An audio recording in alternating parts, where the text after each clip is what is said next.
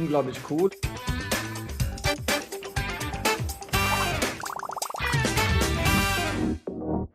Hallo zusammen, mein Name ist Isabel Werth, das ist Weihegold. Willkommen bei mir zu Hause. So, Mama, Conny. Hallo.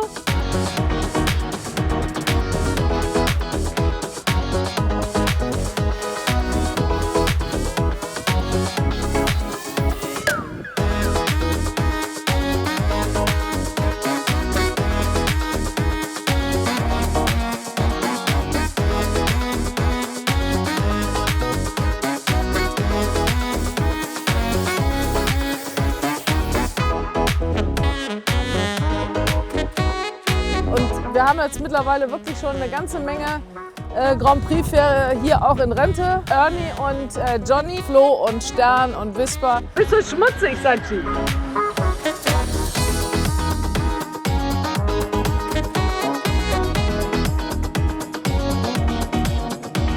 Ja, Weihe, du auch.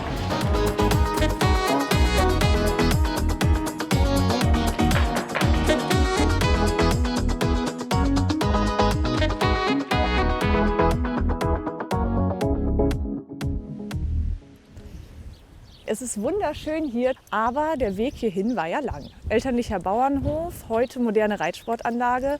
Was bedeutet dieser Ort für dich und wie stolz bist du auf das alles hier? Natürlich bin ich stolz, dass wir, sprich meine Familie und ich, das hier so gestalten können. Und wenn ich hier manchmal drüber laufe, denke ich, guck mal, das war früher die Wiese, wo du mit deinen Pferden ein bisschen in der Wiese geritten bist. Ab und zu auch, wenn noch ein paar Kühe drauf liefen. Also das hat schon was. Ja, es ist schon schön. Du bist hier auch aufgewachsen. Wie waren denn dann so deine Anfänge mit Pferden? Dein erster Kontakt?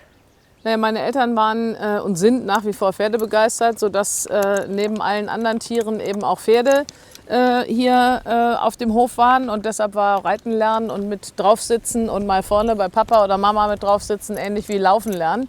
Also Tiere gehörten von klein auf zu meinem Leben und ich glaube, das ist schon ein großer Vorteil, wenn man das Glück hat, so mit Tieren aufwachsen zu können. Du bist ja, bevor du dich auf die Dressur spezialisiert hast, auch mal aufs Vielseitigkeitspferd gestiegen.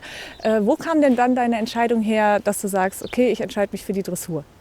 Also ich bin im Grunde genommen als Kind und als Jugendliche alles geritten, was ich irgendwie unter den Hintern bekam. Ich habe dann einfach ganz viel Freude und Spaß an der Reiterei gehabt. Nach meinem ersten Pony ging es weiter mit so einem Zwischenpferd, in Anführungsstrichen Sammy, der so gerade dem Ponymaß entwachsen war. Und ja, und dann habe ich einfach geritten, was wir hier zu Hause was ich reiten konnte oder von bekannten Freunden. Und dann war dann auch mal das Springpferd oder das Buschpferd darunter. Und das hat mir auch viel Spaß gemacht, mal durch den Busch zu pesen. Und ich glaube, es war auch einfach gut, so eine gewisse vielseitige Ausbildung gehabt zu haben. Als Kind war das Runterfallen gehörte dazu, das war nicht tragisch und das ging es weiter. Das war einfach so ein kleiner Salto gehörte immer irgendwo mal dazu. Und ich habe das Glück gehabt, nie irgendwelche schweren Unfälle gehabt zu haben. Toi, toi, toi, es soll auch nicht mehr kommen. Und damit war das auch eine sehr, einfach illustre Runde, alles mal mitgemacht zu haben. Und trotzdem hatte ich immer ein besonderes Faible für die Dressur. Und am Ende des Tages war Dr. Schönbaumer derjenige, der mir die Chance gegeben hat, bei ihm zu reiten, seine Pferde zu reiten, bei ihm ausgebildet zu werden und letztlich die Basis gelegt zu haben, die bis heute gilt. Zum Glück hast du dich auch für die Dressur entschieden, denn so konnten wir mit dir viele tolle Momente bei uns in der Aachener Sörs erleben. Und wie toll die sind, das zeigen wir euch jetzt.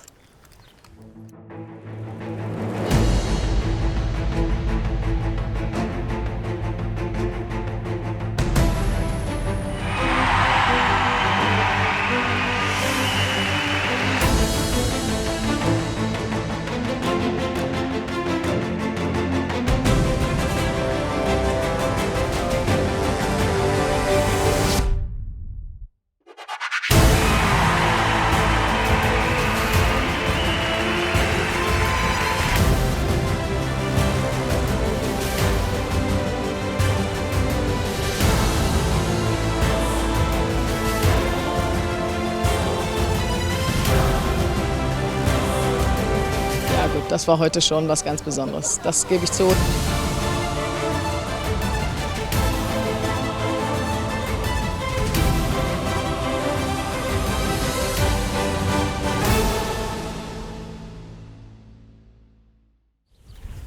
Dreizehn Mal hast du den Deutsche Bankpreis gewonnen bei uns. 2006 bist du Doppel-Weltmeisterin geworden mit diesem jungen Mann hier, mit Zatschmo. Du und die Aachener Sörs, ihr seid schon irgendwie füreinander gemacht, oder? Ja, die Aachener Sörs ist schon wirklich für mich das Turnier. Das ist einfach ein Stück Heimat, aber auch für mich einfach nach wie vor das tollste Turnier der Welt. Nicht, weil ihr hier seid, sondern weil es so ist. Und mit Zatschmo war es natürlich damals ein außergewöhnlicher Moment, da vor 45.000 Zuschauern in diesem Stadion bei dieser Atmosphäre reinzureiten. Das werde ich in meinem Leben nicht vergessen. Und ich glaube, wir haben nie wieder eine solche Veranstaltung gehabt wie die Weltmeisterschaften 2006. Und Zatschmo, ihn heute hier mit 27 so topfit, ein bisschen grau, ein bisschen staubig, aber dafür wirklich topfit in Rente zu sehen mit Kelly, das gibt mir wirklich ganz viel Freude und macht mich auch sehr stolz, dass das auch möglich ist. Würdest du denn sagen, dass die Weltmeisterschaft 2006, war das dein schönster Moment in Aachen? Du hast da ja gerade so von geschwärmt. Es war als Championat das großartigste Championat, was wir, glaube ich, je als Reiter erleben durften. Und es ist so, dass natürlich jedes Championat, Olympische Spiele, alle sind für sich genommen tolle Ereignisse. Aber Aachen, wenn man in Aachen in dieser Atmosphäre lebt und atmet, die eine so großartige Mischung aus Sport, der Sport ist immer im Fokus, im Mittelpunkt, aber am Ende eben das gesellschaftliche Ereignis, das Volksfest, die Züchter, wir haben Verwandtschaft, da wird es vererbt im Grunde genommen, die Ticketkarte und die Sitzkarte. Und das gibt es nur in Aachen und diese Tradition, die auch weiter gelebt wird, ohne die Weiterentwicklung zu stoppen, ist besonders. Ja, kannst du dich denn noch an deinen allerersten Start beim CAIO Aachen erinnern? Wie war das für dich? Natürlich, das war mit Weingart und ich kam an und Dr. Jötten hat mich an die Hand genommen und hat mich überall herumgeführt und mir alles gezeigt. Und ich bin ehrfürchtig gefolgt und ich muss sagen, dass die Ehrfurcht in Aachen geblieben ist. Es ist einfach, wenn ich nach Aachen fahre, dann will ich schon eine besondere Leistung abliefern. Gott sei Dank ist es meistens gelungen, aber das hat für mich so viel Emotion und Empathie, das ist schon außergewöhnlich. Mit 13 Siegen bist du wahrscheinlich auf alle Ewigkeiten Rekordhalterin bei uns. Besonders in den letzten Jahren warst du auch nicht zu schlagen und das schauen wir uns jetzt einmal genau an.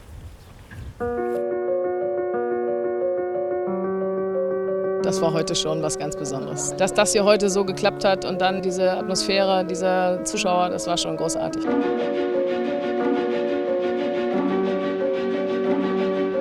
Grandios. Schöner geht's nicht. Und ich glaube, alle haben den Atem angehalten, Gänsehaut gehabt. Und das hat man ja zum Schluss auch gemerkt.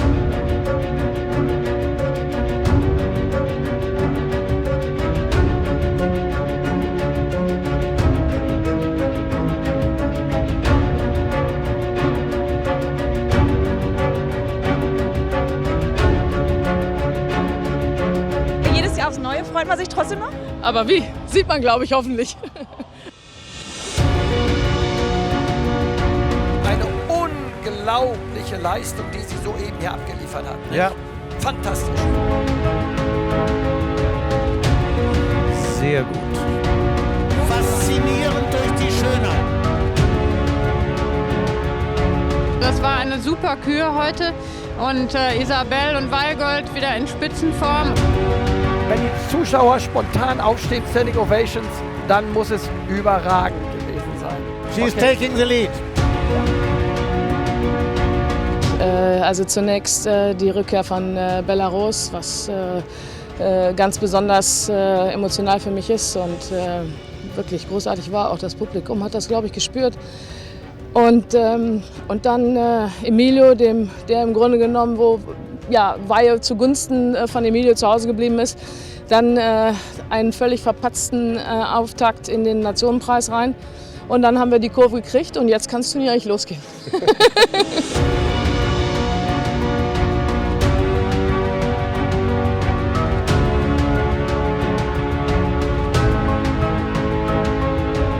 Isabel gibt sowieso nie auf und wenn da jemand so stark vorliegt, dann ist sie auch wirklich nochmal richtig motiviert. Aber es muss eben auch alles glücken und das hat's heute. What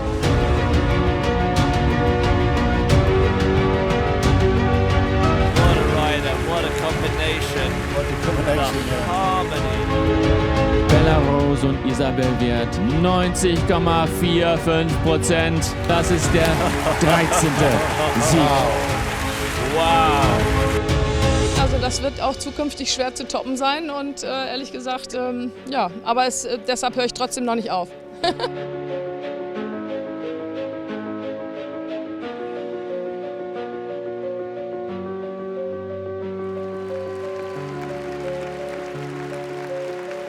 Bella Rose und Isabel Wert, danke!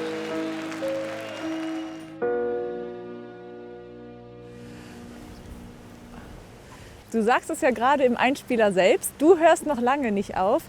Woher nimmst du denn deine Motivation? Man könnte ja meinen, du hast alles gewonnen, jetzt werden die Füße hochgelegt.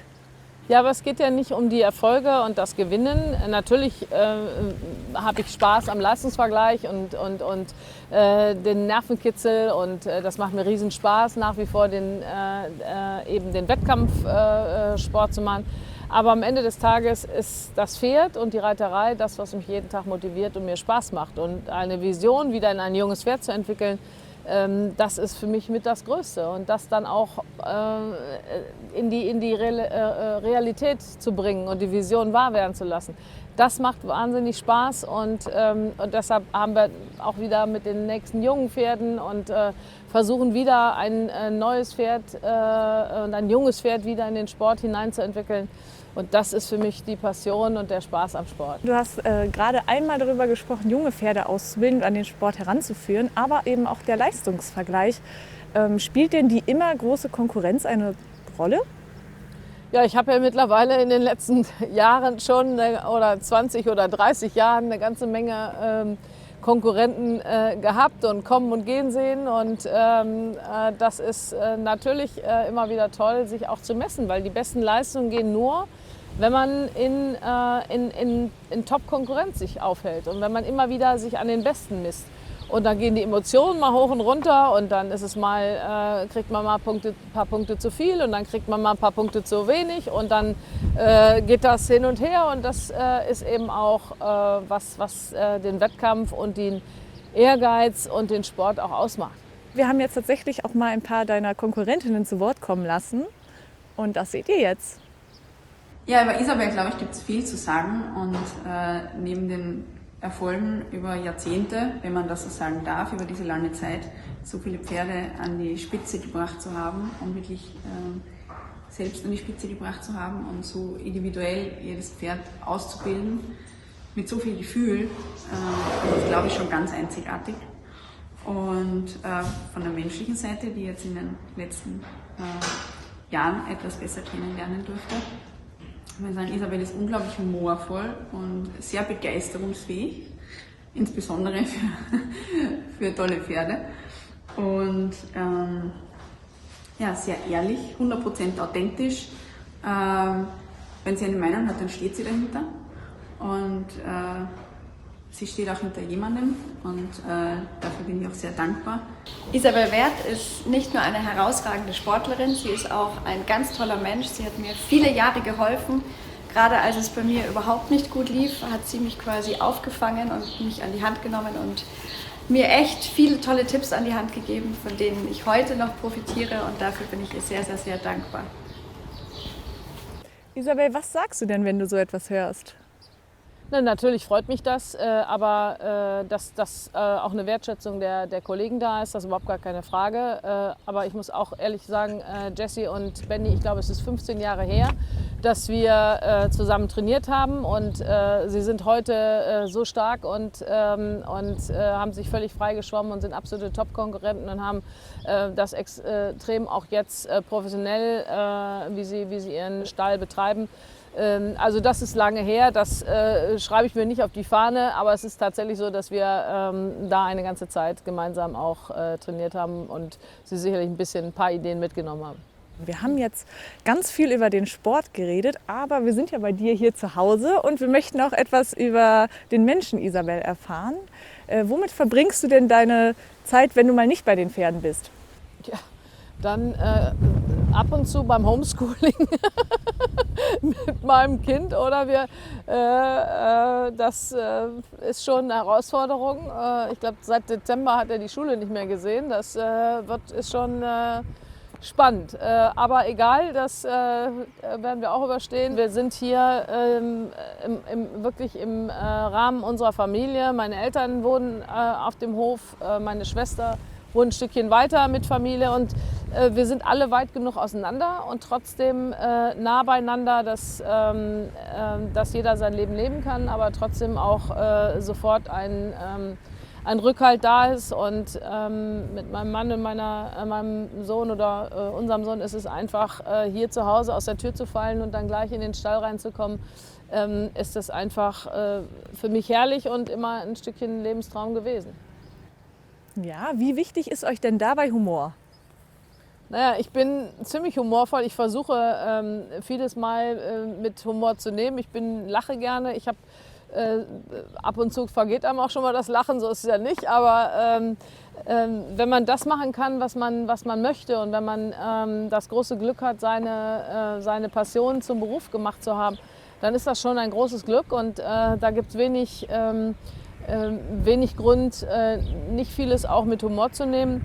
Wobei natürlich ich auch sehr emotional bin, auch mal impulsiv. Also das geht dann auch schon mal, ich mache aus meinem Herzen selten eine Mördergrube, was nicht immer gut ist. Das platzt dann auch schon mal raus, wo ich besser mal den Mund halten sollte. Aber ja, so bin ich halt. Ja, und dafür schätzen wir dich in Aachen ja auch sehr. Und wir haben mal ein paar von deinen witzigsten Momenten im Viereck und natürlich auch abseits vom Viereck eingefangen.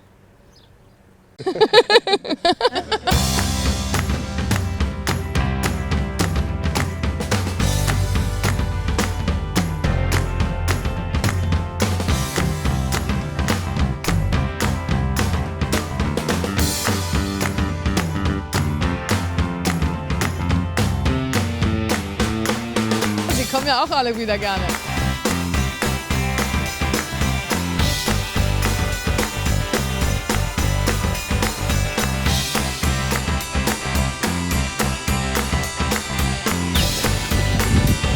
Kein Winken, kein Applaus.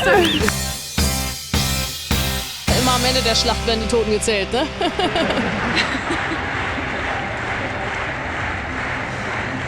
Das sah ja gerade nach einer Menge Spaß aus. Was war denn so dein witzigster Moment in Aachen? Oh, ich habe wirklich, ich weiß nicht, wie viele großartige und tolle Momente. Was war der witzigste? Also es war damals schon auch sehr witzig mit Ludger, dass wir die Pferde gewechselt haben damals. Das war auch sehr lustig und wir haben so viele kleine Anekdoten auch im Stall oder drumherum, die man so gar nicht, man müsste es eigentlich tatsächlich alles mal festhalten und aufschreiben. Also Aachen ist schon eine eigene Geschichte. Jemand, der wahrscheinlich ganz viele Geschichten schon mit dir zusammen erlebt hat, ist Madeleine Winter-Schulze.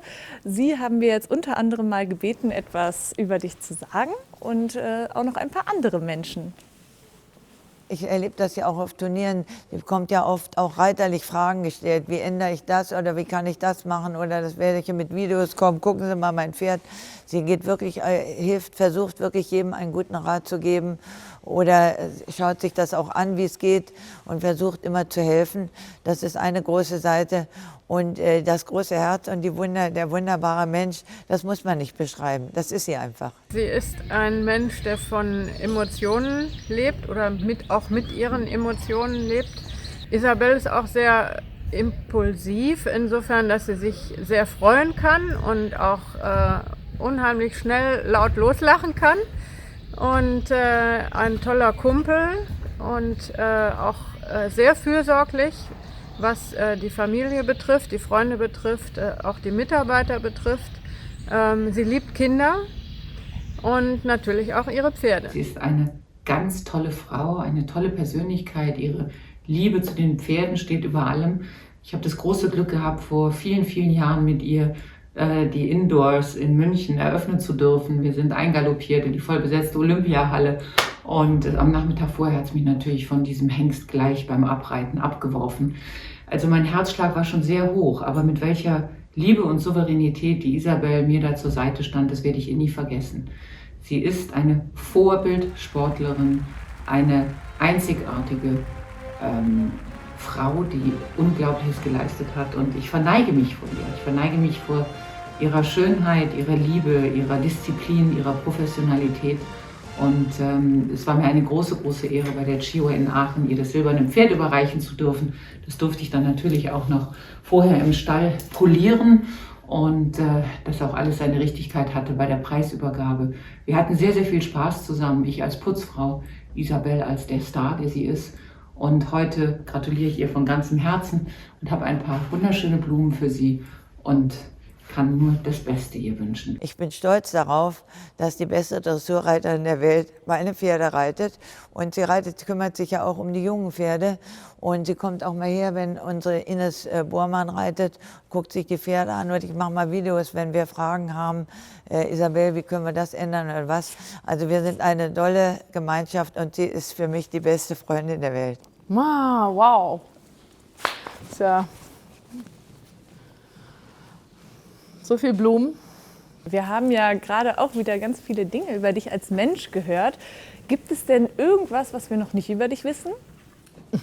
Also nach so vielen Jahren irgendwie dann mal mehr, mal weniger auf dem Präsentierteller. Ich glaube, es gibt nicht so ganz viel, was nicht bekannt ist. Natürlich und hoffentlich auch Gott sei Dank ein paar private Dinge, aber meine Art und Weise und wie ich bin, wie Moni auch schon sagte, es kommt dann auch aus mir heraus. Ich bin dann eben auch schon mal impulsiv.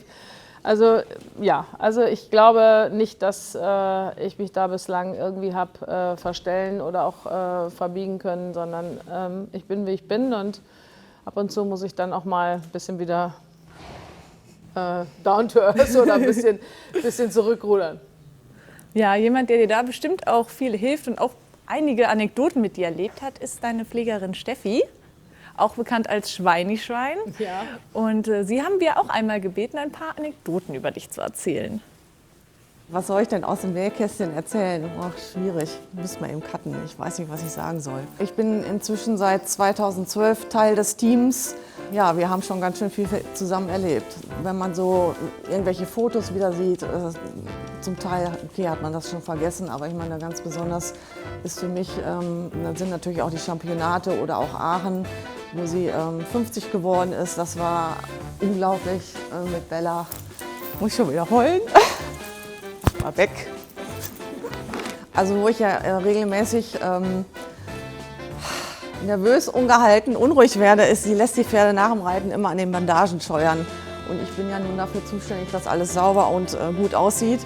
Und da werde ich jedes Mal, ich will nicht sagen, ich flippe aus, aber ich werde schon ein bisschen, ja, also sie weiß das genau und ärgert mich damit und lässt die Pferde erst recht scheuern. Ja. Ja, das werde ich auch nie vergessen. Aachen, alle aufgeregt, angespannt und wie es dann so kam, hatten wir ausgerechnet auf Eihe Gold einen falschen Sattel drauf. Unglaublich, mir ist es aber dann noch aufgefallen, aber dann musste ich halt mal eben ein bisschen schneller laufen und also Gas geben und den Sattel wechseln. Das werde ich also auch nie vergessen. Das war auch ein Highlight und sie hat dann auch gewonnen. Also hat alles geklappt. Ja. Huiuiui. Nein. Wie wichtig ist so eine Person wie Steffi für dich? Also Steffi und ich, das ist schon fast ein bisschen wie ein altes Ehepaar. Wir wissen uns hundertprozentig zu nehmen. Steffi ist wirklich Gold wert. Wenn ich auf die Turniere reise, hier zu Hause, Steffi hat total den Überblick. Steffi ist absolut da auch Chef im Stall und weiß, um was es geht und hat ein wahnsinnig tolles Verhältnis zu den Pferden und geht wirklich unglaublich in ihrer Aufgabe auf. Und das ist blinde Passion. Das hat nichts mehr mit Beruf oder Arbeit zu tun, sondern das ist blinde Passion, die unbezahlbar ist. Wie wichtig ist euch hier denn Teamwork? da lege ich sehr großen Wert drauf, dass wir uns gegenseitig helfen, dass wir uns gegenseitig aber auch pushen und ein gesunder Ehrgeiz, gegenseitig auch wettzueifern, ist auch unbedingt notwendig. Und am Ende des Tages aber auch immer das Pferd im Mittelpunkt haben. Auch da ist es so, dass man sich viele Jahre kennt, da natürlich auch gewisse Distanzen verloren gehen und schwimmen und das ein teilweise wirklich sehr freundschaftliches Verhältnis ist. Manchmal auch nicht mehr das oder auch nicht das Chef-Mitarbeiter-Verhältnis. Das kommt nur ab und zu mal raus, wenn ich sauer bin. Du fungierst auch als Ausbilderin und zwar nicht nur für Pferde, natürlich im besonderen Maße, aber auch nicht nur, sondern eben auch für Reiter. Was macht dir da mehr Spaß? Natürlich reite ich noch viel zu gerne selber, als dass ich nur jetzt hier auf dem Stuhl sitze und Unterricht gebe oder am Viereck stehe. Es macht mir aber auch großen Spaß, da Entwicklungen zu begleiten, positive Entwicklungen mitzugestalten, Tipps zu geben, die eigene Erfahrung mit einzubringen. Aber am Ende des Tages bin ich noch zu sehr Reiterin, als dass ich mich da ganz von loslösen möchte. Es gibt bestimmt super viele Nachwuchsreiter und Reiterinnen da draußen, die töten würden für ein Training bei dir.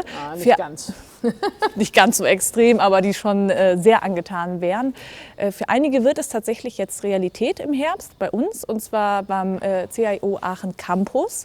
Du wirst da als Head Coach fungieren beim Exzellenzprogramm. Das klingt super spannend. Erzähl doch mal ein bisschen was darüber. Ja, das ist natürlich noch in den Anfängen. Im Springen hat es ja schon seinen Verlauf genommen. Wir sind jetzt gerade dabei, das Team zusammenzustellen und sozusagen zu scouten. Das ist für mich auch Neuland. Das ist eine ganz spannende Aufgabe und natürlich vor dem Hintergrund, dass Aachen da als treibende Kraft fungiert, hat das auch richtig Aussicht auf Erfolg. Das ist ja immer ganz wichtig. Wir haben ja schon in Deutschland auch einige Institutionen, die stark junge Reiter, Junioren oder Talente unterstützen, sei es jetzt durch die Rheinberger Stiftung, sei es durch die Perspektivgruppen, die entstanden sind. Also da muss ich sagen, da tut sich schon eine Menge, aber trotzdem gibt es immer wieder so diese Lücke derer, die eben es noch nicht bis dahin geschafft haben und denen vielleicht das richtige Pferd fehlt und denen das Umfeld fehlt, um den weiteren Schritt zu machen, um erstmal von sich, auf sich aufmerksam zu machen. Darum geht es ja häufig. Also zu sehen, Mensch, da haben wir ein Top-Talent und da können wir dann auch entsprechend vielleicht nicht nur mit Unterricht helfen, sondern vielleicht auch Beziehungen schaffen, sodass sich neue Kombinationen ergeben und auch Beritt ergibt. Also da schweben viele Ideen im Kopfe, aber am Ende geht es jetzt erstmal darum, Talente zu finden, diese mit professioneller Unterstützung weiterzubilden, um dann am Ende ihnen den Sprung in den Spitzensport einfach ein Stück zu helfen dabei. Ja, das hört sich nach vielen Möglichkeiten an. Für die Springreiter ist das Exzellenzprogramm ja schon im vollen Gange. Die Springreiter trainieren nämlich bei Jos Lansing, ebenfalls Weltmeister in Aachen geworden 2006. Und Annika durfte da mal Mäuschen spielen. Und wie das Ganze aussieht, das könnt ihr euch jetzt anschauen. Ein wunderschöner Tag in der Aachener Sörs, blitzblauer Himmel, die Sonne scheint und ich darf euch heute ein bisschen mitnehmen. Hier findet nämlich heute ein Lehrgang statt und zwar vom CIO Aachen Campus. Das ist das Exzellenzprogramm und Jos Lansing ist heute hier und wird diverse talentierte junge Reiter unterrichten. Das werden wir euch gleich auch so ein bisschen zeigen und ich glaube, alle, die hier sind, wollen natürlich was lernen, aber alle haben auch die kleine Hoffnung, dass sie vielleicht irgendwann nicht nur hier auf dem Trainingsplatz reiten dürfen, sondern auch drüben im großen Springstadion. Einmal nochmal, sehr gut.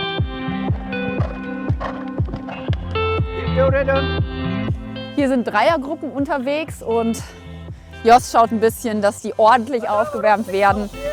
Das heißt, dass die Muskeln warm werden, dass die Pferde losgelassen sind und dann, zumindest deute ich das so, wird gleich erstmal ein bisschen Gymnastik gemacht. Hier sind verschiedene Sachen aufgebaut, wie so eine kleine Reihe. Alles wirklich noch über kleine Abmessungen. Und ich denke, zum Schluss wird sicherlich auch einmal Parcours gesprungen. Man könnte ja meinen, dass es hier beim CAIO immer nur um höher, schneller, weiter geht, weil die Springen, die natürlich drüben im Springstadion stattfinden, schon ordentliche Abmessungen haben. Aber wie ihr hier gerade seht, wird in diesem Lehrgang wirklich ganz, ganz diszipliniert an der Basis gearbeitet. Es wird gymnastiziert, es wird der Galoppsprung geschult, der Rhythmus geschult und das macht echt richtig Spaß anzuschauen.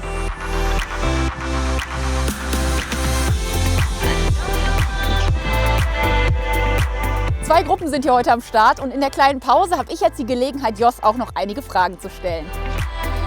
Wie schwierig ist es, sich auf neue Schüler einzustellen? Ja, diese Schüler haben natürlich auch ein gutes Niveau. Aber okay, jeder Reiter reitet anders und jedes Pferd ist anders. Das ist eine Kombination und ich glaube, es ist sehr gut für den Campus, um solche Reiter zu begleiten. Es ist egal, wie alt man ist, aber in diesem Sport kann man jeden Tag noch was lernen. Siehst du schon Entwicklung? Ja, ich sehe Entwicklung, was ich gerne sehen will. Ich glaube, es ist sehr richtig, dass der Reiter Kontrolle über das Pferd hat. Nicht der Kampf angeht mit das Pferd, es ist ein Partnership, Pferd und Reiter. Und man muss geben und nehmen. Und dann kann man auch, glaube ich, bis gute Ergebnisse kommen. Du musst keinen Namen sagen, ja oder nein reicht mir. Einer von den 6 im Rolex Grand Prix, ja oder nein, irgendwann? Ja, mehr denn einer. Aber muss ein gutes Pferd haben.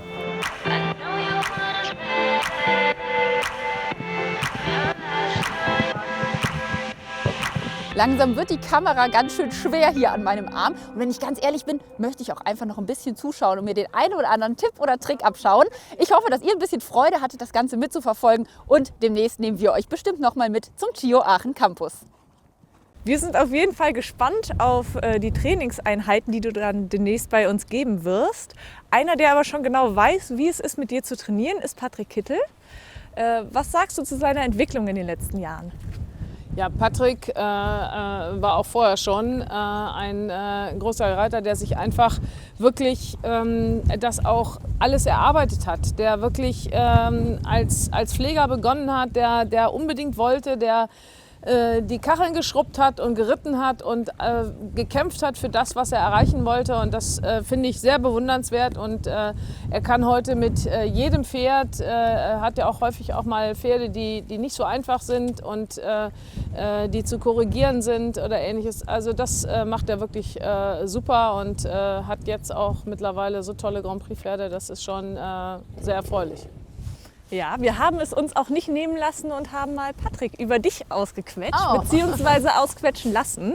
Und zwar von Julia Schuster. Hier ist der Net Aachen Webcall. Oh, und jetzt reißt er dir die Haare gleich aus.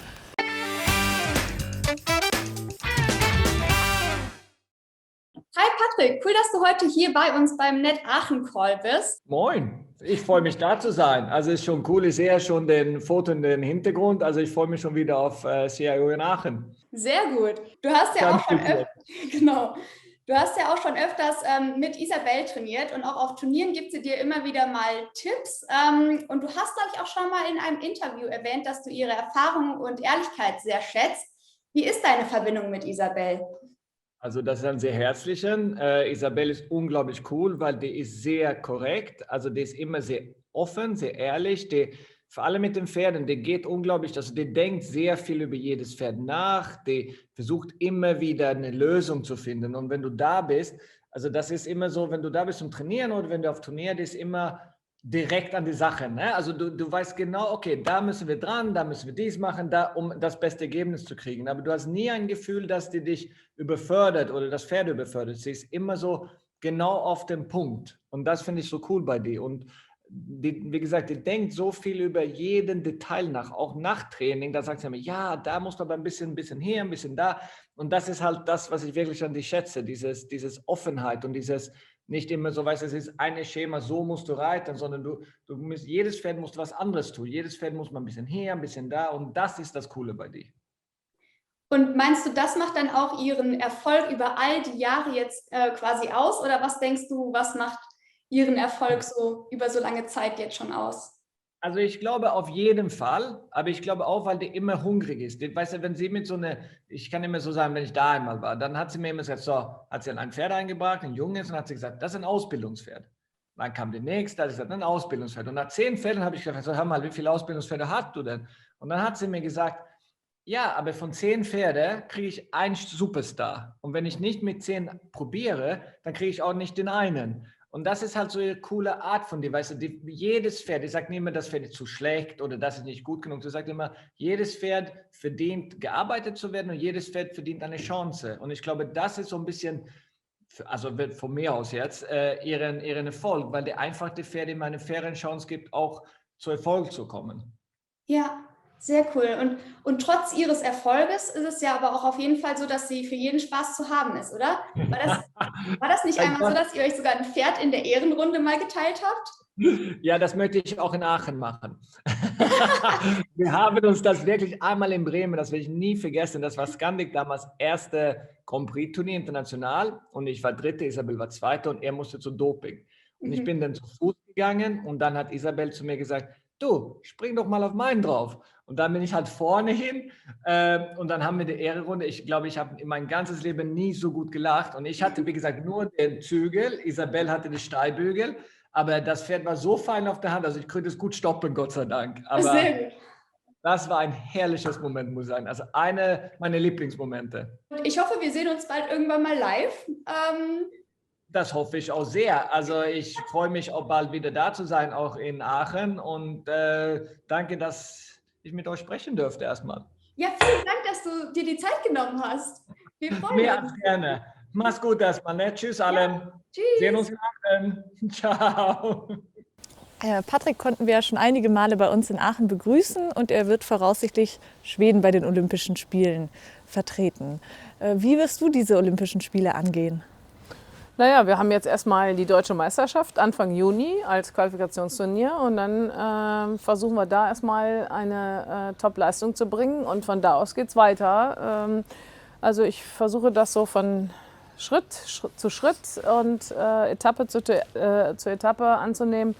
Und am Ende muss man ja immer noch im letzten Moment mit der Absage rechnen. Aber im Moment, glaube ich, sieht es gut aus und die Situation ist so, dass wir, glaube ich, auch dahin fahren können und die Situation oder die ganzen Umstände es erlauben werden. Ja, aktuell bist du ja mit 4 Pferden im Olympiakader gelistet, aber auch deine Kollegen sind gut aufgestellt. Habt ihr dann überhaupt als Mannschaft noch Konkurrenz? Absolut. Erstens wissen wir alle nicht, wie die Pferde ankommen, welches Pferd mit den Umständen dort zurechtkommt. Dann haben wir ganz, ganz demütig gelernt, dass Olympische Spiele oder generell Championate eigene Gesetze haben und es schon ganz klägliche ein klägliches Favoritensterben gegeben hat, so rum. Also wir tun gut dran, möglichst bestens vorbereitet hinzufahren und dort hoffentlich auch das Glück zu haben, Bestleistungen abrufen zu können, denn es sind nur 3 im Team. Das heißt, eine schlechte Prüfung kann schon uns zurückwerfen. Wir haben nicht den sogenannten Joker oder das sogenannte Ersatzergebnis, sondern jedes zählt, jeder Punkt zählt. Und ich bin weit davon entfernt zu glauben, da ist Deutschland und dann kommt erstmal lange nichts. Ganz im Gegenteil, die Engländer sind stark, die Dänen, die Schweden. Also wir sind gut beraten, die Holländer, wenn wir versuchen, unsere Hausaufgaben zu machen. Aber wir widmen uns jetzt erstmal einer anderen olympischen Disziplin, und zwar dem Basketball. Es geht nämlich jetzt los zur Basketball-Challenge. Und wir sind gespannt, wie du dich schlägst. Ich auch.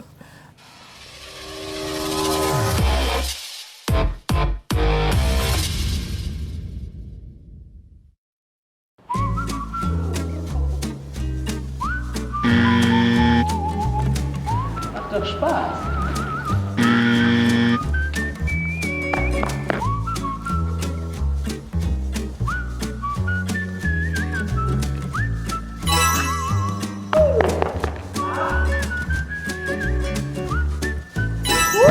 Weltklasse. Ja, wenn ich jetzt noch ein bisschen übe.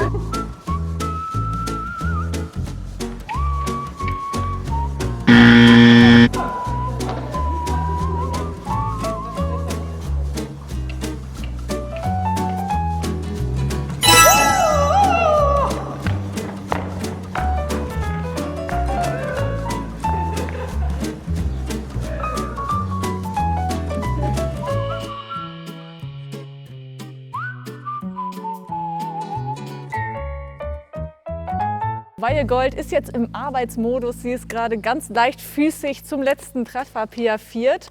Das sah so spielerisch einfach aus, ist es natürlich nicht. Trotzdem möchte ich an dieser Stelle einmal vielen Dank sagen, dass wir hier sein durften, euch besuchen durften. Ich hoffe, euch da draußen hat es genauso viel Spaß gemacht wie mir. Vergesst nicht, diesem Video einen Daumen hoch zu geben. Schreibt in die Kommentare, wen wir als nächstes besuchen sollen. Und den Kanal könnt ihr kostenlos abonnieren und natürlich die Glocke läuten lassen. In dem Sinne, macht's gut. Ne, Frau Weihegold?